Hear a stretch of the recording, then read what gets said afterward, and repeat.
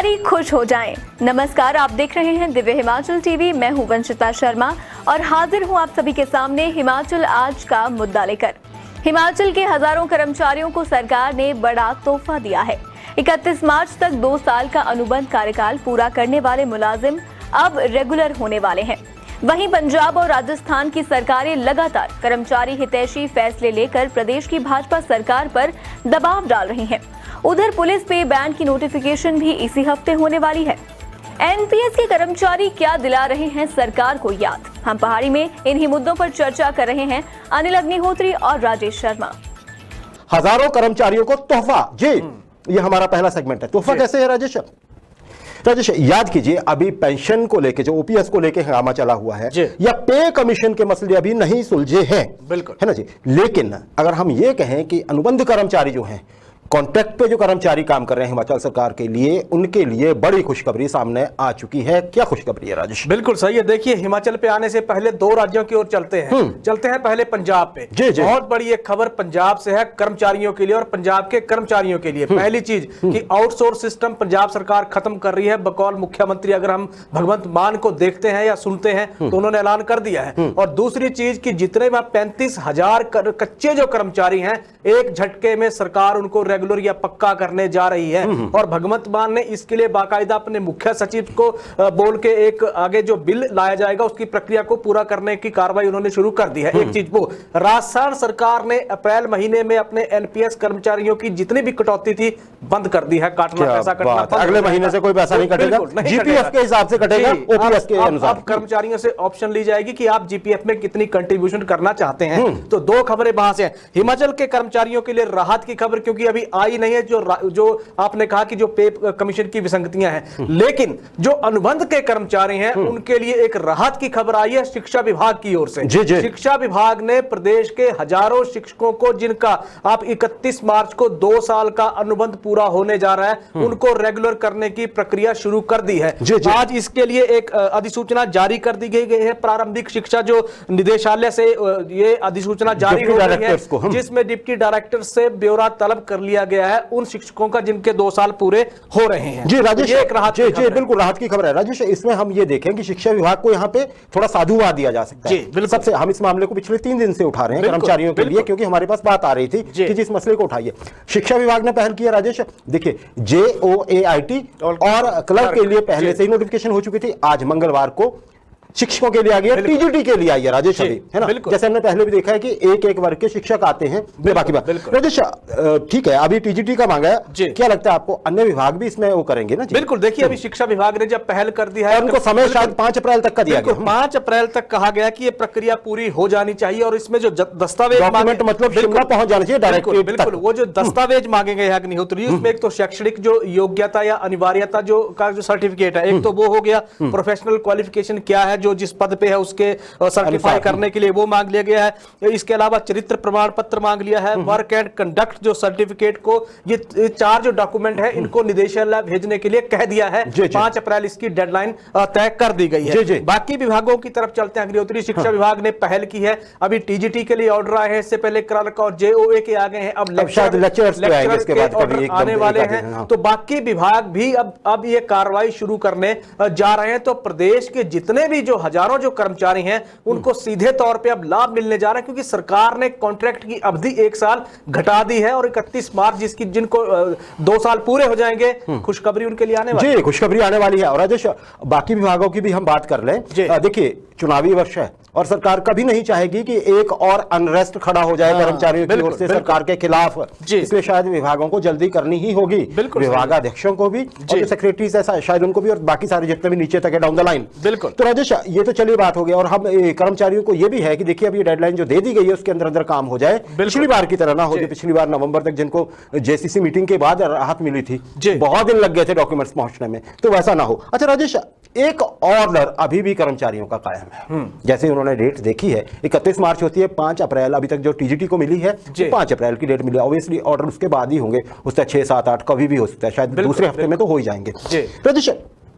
अब उनको ये डर लग रहा है कर्मचारियों को कि कहीं ऐसा तो नहीं है कि उस 8-9 तारीख से पहले पहले अगले महीने कोई लिस्ट निकल जाए, वो जो प्रमोशन लिस्ट होती है ना जी, जो जूनियर जो है वो आगे आके बैठ जाते हैं, खासकर शायद जेवीटी प्रमोट होते हैं, कुछ ऐसा जो भी होता है राजेश। बिल्कुल। तो वो डर तो अभी भी बना हुआ है, क्या ये प्रथा अभी भी जारी रहेगी? क्योंकि कर्मचारी तो इसके सख्त खिलाफ हैं। क्या कहेंगे? बिल्कुल कर्मचारी खिलाफ है, लेकिन एक प्रक्रिया है, और विभाग की अगर हम मानते हैं तो एक प्रक्रिया है जो रूटीन में चलती है, क्योंकि विभाग ये कहता है कि कुछ पद कोटे से भरे जाते हैं, कुछ पद एक प्रमोशनल जो चैनल है वो उसके तहत भरे जाते हैं, लेकिन प्रक्रिया की टाइमिंग पे सवाल, टाइमिंग की बात है राजेश, दिन पहले कैसे? अब हमारे पास जो इनपुट है वो जल शक्ति विभाग के कुछ जो क्लास 4 जो कर्मचारी एलडीआर पे प्रमोट हो रहे हैं, उनके लिए जो टेस्ट होगा वो 26 मार्च उसकी डेट डिसाइड हो गई है, यानी कि 31 से पहले पहले 26 मार्च को टेस्ट डिसाइड हो रहा है, क्योंकि इसमें पहले दलील ये दी जा रही थी कि उसकी विंडो शायद मिल नहीं रही थी टेस्ट कंडक्ट करवाने की। अब 26 मार्च को वो टेस्ट है, उसके बाद उनकी लिस्ट भी, यानी कि प्रमोशन की जब रिजल्ट उसका आएगा तो वो लिस्ट भी निकल जाएगी एक तरह से। लेकिन इस तरह की जब चर्चाएं चल पड़ी हैं, माहौल है, तो कर्मचारियों में जो कॉन्ट्रैक्ट वाले कर्मचारी हैं, खासकर जो रेगुलर हो रहे हैं, निराशा उनमें है, पहले से आशंका है राजेश, बिल्कुल सही बात है। उन्हें आशंका ये सता रही है क्योंकि बाकी जो चैनल इस तरह का अगर खुलता है तो वो सीधे तौर पे जूनियर हो जाएंगे, सालों पीछे चले जाएंगे राजेश, पीछे चले जाएंगे, तो घाटे की परिस्थितियां उनके लिए पैदा जब हो जाती हैं तो इस तरह की चर्चाएं यहाँ प्रदेश में चल पड़ी जी। और राजेश, इसमें कर्मचारी भी यही कहते हैं और विशेषज्ञ भी कि यहाँ रोल में आते हैं जो आपके संगठन के नेता होते हैं, वो इसी दिन के लिए हैं कि अगर ऐसा विभाग कर भी रहा है बिल्कुल तो वो इस चीज को समझें कि ऐसा होना जरूरी है या नहीं है, और या होना है तो बहुत पहले हो जाए। ये क्यों कि ऐसी एक इंप्रेशन जाए कि आप कॉन्ट्रैक्ट वालों को रेगुलर करने जा रहे हैं, इसलिए हड़बड़ी में आप उससे ठीक पहले इन लोगों को एडजस्ट करने जा रहे हैं। सही। तो ये बहुत ध्यान देने की बात है, कर्मचारी नेताओं से ये अपेक्षा की जा रही है। हालांकि कई जगह तो आरोप लगता है कि कर्मचारी नेता ही ये करवा देते हैं, है ना, तो वो भी चलिए सामने तो आ जाता है। अगर वैसा कुछ होगा तो हम इस कार्यक्रम के माध्यम से चर्चा करेंगे जरूर। बिल्कुल राजेश, अब एक और चीज यहां ध्यान देने वाली है, अनुबंध कर्मचारी जो हैं,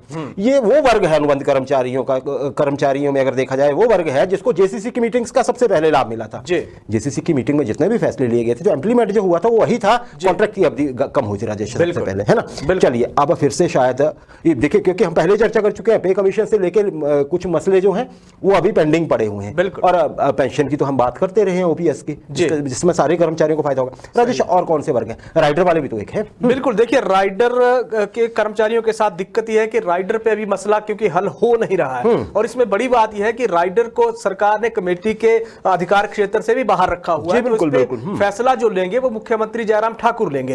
राइडर के फैसले पे अपडेट ये है अग्निहोत्री जी कि राइडर की फाइल सीएमओ में है, यानी कि चीफ मिनिस्टर ऑफिस में फाइल पहुंच गई है। अब मुख्यमंत्री को जब वक्त लगेगा, मुख्यमंत्री जब इस पे गंभीरता दिखाएंगे तो राइडर पे फैसला हो जाएगा। लेकिन फिल वक्त जो स्थिति है, जो हालत है, वो ये है कि फाइल मुख्यमंत्री ऑफिस में है, और अभी इस पे चर्चा क्योंकि हुई नहीं है, मुख्यमंत्री की जो मुख्य सचिव होंगे उनसे चर्चा होगी, आजकल मुख्य सचिव भी बहुत बिजी हैं। बिल्कुल, तो वहां से जो निकलेगा वो कर्मचारियों को क्या राहत देगा क्या नहीं देगा, ये बात की बात है। लेकिन अभी चर्चा फिलहाल राइडर पे हो नहीं रही है, और ये कमेटी के अधिकार क्षेत्र से भी बाहर चीज रखी जी, बिल्कुल अधिकार क्षेत्र से बाहर रखी गई है। एक कमेटी के हवाले राजेश, वो इनिशियल स्टार्ट का मसला है ना, उसमें भी अभी है, वो 31 मार्च तक विंडो है कि आपने कौन सी 3 ऑप्शन में से एक लेनी है, लेकिन फैसला उस पर होना है जाके 30 अप्रैल तक, जो कि डेडलाइन दी गई है। आगे बढ़ती है वो अलग बात है। अच्छा राजेश, एक और चीज अगर हम कर लेते हैं, जैसे हमने राइडर के कर्मचारियों की बात की, पुलिस पेमेंट को लेके क्या हो रहा है? क्योंकि पुलिस कर्मचारी देखिए, इनका योगदान भुलाया नहीं जा सकता, कड़ी धूप में, अब धूप है, सर्दियों में खड़े होते हैं, बरसात में खड़े होते हैं, अपनी ड्यूटी हर कहीं से एक्सपेक्टेशन होती है, लेकिन जब इनका मसला फंसा है तो कोई आवाज तो उठाए इनके लिए। क्या हो रहा है पुलिस कर्मचारी? देखिए, पुलिस पेमेंट के जो फाइल जो है वो वित्त विभाग ने सीधे तौर पे जो सेक्रेटरी होम ने वित्त विभाग को भेजी है। अब फाइल पे अपडेट क्योंकि अभी आया नहीं है, और फाइल को अगर उसके परिस्थितियों को देखते हैं तो 3 तरह की मांगे ये पुलिस पे बैंड की करेक्शन को सीधे तौर पे कर्मचारी कर रहे हैं। पहली जो करेक्शन है उसमें ये कहा जा रहा है कि राशन मनी जो है वो उसको जैसे 210 रुपए सरकार ने निर्धारित कर रखी है, उसको बढ़ाने की मांग हो रही है। और उसमें जो बाकी विभागों की तर्ज पे वो भी कह रहे हैं कि हमें भी तो पे बैंड का लाभ 2 साल के बाद दीजिए, क्योंकि वो कर्मचारी पुलिस कर्मियों को भी घाटा। और आप ये देखिए, स्वर्ण आयोग का इतना बड़ा आंदोलन हुआ, उसमें उन कर्मचारियों की भूमिका का देख लीजिए, या इसके अलावा प्रदेश की कानून व्यवस्था पे जहां सवाल खड़े हो जाते हैं, जब संकट में चीजें आ जाती हैं तो पुलिसकर्मी सबसे आगे होते हैं। सही है। अभी इस पे हुआ कुछ नहीं अग्निहोत्री जी,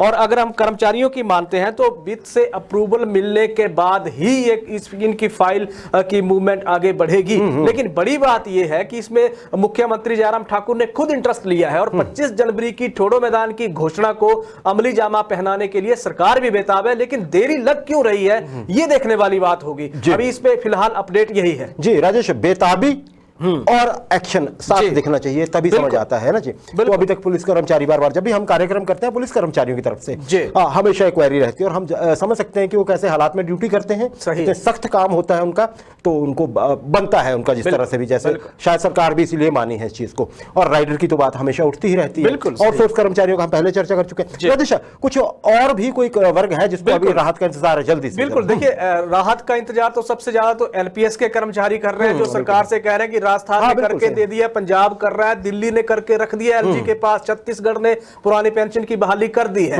अब एनपीएस जो कर्मचारी हैं उन्होंने घोषणा पत्र नेताओं को याद दिलाया, जो एक विजन डॉक्यूमेंट आया था 2017 में पार्टी का, हिमाचल में, बिल्कुल हिमाचल में, उसमें ओपीएस की बहाली के लिए सीएम की अगुवाई में कमेटी बनाने की बात हुई थी। कमेटी हिमाचल में बनी 4 साल तो है अभी थोड़ी, बिल्कुल, लेकिन उसमें मुख्यमंत्री नहीं है, क्या है वो सबको पता है कि वो कमेटी कैसे बनी है, आधी अधूरी कमेटी है जिसमें एनपीएस का कोई भी अधिकारी शामिल नहीं है। 4/9/14 का जो मसला है, टाइम स्केल के अनुपालना की बात कही गई थी, सरकार ने इसको खत्म कर दिया। वेतन जो विवाद निवारण समिति के गठन का ऐलान हुआ था, घोषणा हुई थी, आप ये देखिए कि जो इस पे कमीशन की अनोमली को दूर करने के लिए जो कमेटी बनाई हुई है, अभी तक उसी का फैसले सामने नहीं आ रहा है। ट्रिब्यूनल को बंद कर दिया गया, जो कर्मचारियों के हितों के लिए कर्मचारी दस्तक देते थे। इसके अलावा कर्मचारियों को स्वास्थ्य कल्याण कार्ड देने की बात हुई थी, उस जो विजन डॉक्यूमेंट सामने आया था, अभी तक कुछ हुआ नहीं है। कर्मचारियों के लिए कर्मयोगी एक योजना शुरू करने का ऐलान किया था, जिसमें यह कहा गया था कि बेस्ट जो परफॉर्मर होगा उसको सरकार नवाजेगी। ये इस योजना का कोई अता पता नहीं है। इसके अलावा ठोस भर्ती और स्थानांतरण नीति की बात हुई थी, लेकिन जो ट्रांसफर पॉलिसी प्रदेश में बनी है, वो 4 साल से वो ट्रांसफर पॉलिसी की फाइल आप ये देखिए कि धूल फाक रही है, वो लागू हुई नहीं है। तो और एनपीएस कर्मियों की अगर हम नजरिए से देखते हैं अग्निहोत्री जी, तो हाथ खाली के खाली है, इतना बड़ा 3 मार्च का आंदोलन करने के बाद भी। जी, आपने ट्रांसफर पॉलिसी की बात की राजेश, भारद्वाज साहब तो विदा हो गए डिपार्टमेंट से, है ना जी, और अब सरकार अंतिम महीनों में है, वर्तमान सरकार की अगर हम बात करते हैं। बड़ी उम्मीदें जगी थी भाजपा से जब उन्होंने ट्रांसफर पॉलिसी की बात की थी कि कोई डेयरिंग गवर्नमेंट आई है। बिल्कुल हुआ क्या, वही जो होता आया है, बिल्कुल, है ना जी। तो अब देखना होगा। और बात राजेश हमने जहां से शुरू की थी, आपने जो बहुत अच्छी इंफॉर्मेशन थी पंजाब से, 25,000 कर्मचारियों को पहले पक्का किया, 35,000 की घोषणा अब हो गई है, 17। और साथ ही साथ शायद ऐसा भी है राजेश उसमें कि आगे से कोई भी कर्मचारी वहां पे ना अनुबंध पे तैनात होगा पंजाब में, और ना ही आउटसोर्स पे रखा जाएगा। देखिए तो इसके राजनीतिक मायने भी हैं। प्रदेश हिमाचल सरकार पे कर्मचारियों को लेकर दबाव बढ़ता ही जा रहा है। बिल्कुल सही। कर्मचारी खुद नहीं बढ़ा रहे हैं तो पड़ोसी बढ़ा दे रहे हैं, बिल्कुल, है ना। तो ये थोड़ा सा अब हैंडल विद केयर वाला केस होता जा रहा है। राजेश, लास्ट क्वेश्चन है जल्दी से। आज एचआरटीसी बीओडी की मीटिंग होने वाली थी, उसमें कुछ हुआ है कर्मचारियों को? देखिए एचआरटीसी जो बीओडी की बैठक में जो फैसले बड़े बड़े होने थे अग्निहोत्री जी, करुणामूलक नौकरियों के फैसले की बात थी, 2 साल का कॉन्ट्रैक्ट जिन कर्मचारियों का पूरा होना था उनको रेगुलराइजेशन की उनकी बात उसमें थी। जो प्राइवेट पेट्रोल पंप थे वहां डीजल एचआरटीसी जो हाई स्पीड डीजल है उसको खरीदने की बात, उस पे मोहर लगने की बात थी। वर्कशॉप हेल्पर, या आप ये देखिए कि जो असिस्टेंट जितने भी पद होते हैं, चाहे उसमें पीस मिल वर्कर है, वॉशरमैन है, तमाम तरह के छोटे लेवल के जो कर्मचारी हैं उनको रेगुलर करने की या कॉन्ट्रैक्ट पे रखने की बात थी। ड्राइवर कंडक्टर के नाइट अलाउंस की या जो पेंडिंग उनके देय भत्ते थे, वर्दी का चाहे मसला था, उनको रखने की बात थी। फिलहाल मीटिंग बहुत लंबी ये बैठक चली है और बहुत लंबी बैठक चल रही है। 9 बजे वाले हमारे बुलेटिन में इस पे जो सामने जो चीजें आएंगी खुल के आएंगी और 9 बजे वाले बुलेटिन में हम पेश करेंगे। लेकिन अभी जो चर्चा चली है वो इन तमाम मसलों पे है, जो एचआरटीसी को आगे जो विजन उनका आगे जो होगा उसको ये यहां से दिशा उसकी निकलेगी, दिशा निकलेगी। देखते हैं क्या होता है कर्मचारियों पे। कल हम फिर से बात करेंगे आपके मसले पे।